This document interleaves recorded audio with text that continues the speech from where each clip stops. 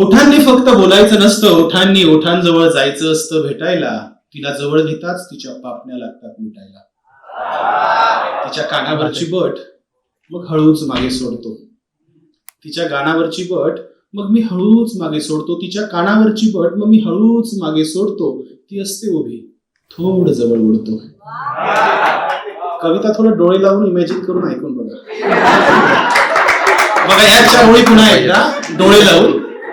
ओठांनी फक्त बोलायचं नसतं, ओठांनी ओठांजवळ जायचं असतं भेटायला. तिला जवळ घेताच तिच्या पापण्या लागतात मिटायला.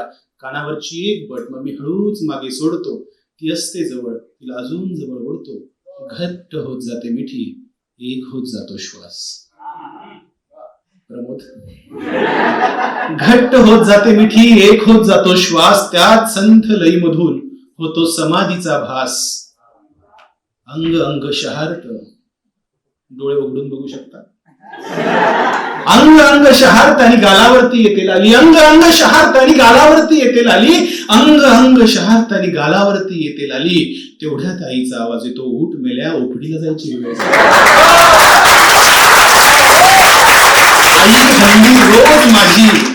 आई हल्ली रोज माझी अशी झोप मोडते आणि पेशंटचे डोळे तपासावे म्हणून हॉस्पिटलमध्ये धाडते.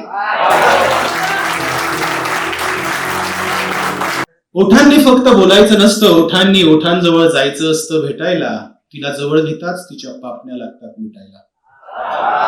तिच्या कानावरची बट मग हळूच मागे सोडतो.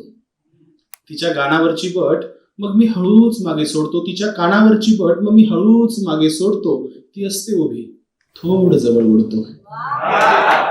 कविता थोडं डोळे लावून इमॅजिन करून ऐकून बघा. बघा याच्या ओळी पुन्हा एकदा डोळे लावून.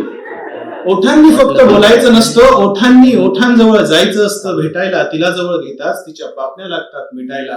कानावरची एक बट मग मी हळूच मागे सोडतो. ती असते जवळ, तिला अजून जवळ ओढतो.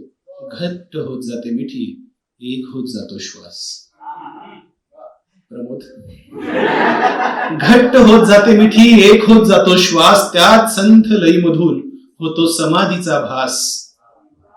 अंग अंग शहारत. डोळे उघडून बघू शकता. अंग अंग शहारत आणि गालावरती येते लाली. अंग अंग शहारत आणि गालावरती येते लाली. अंग अंग शहारत आणि गालावरती येते लाली. तेवढ्यात आईचा आवाज येतो, उठ मेल्या, ओपडीला जायची वेळ.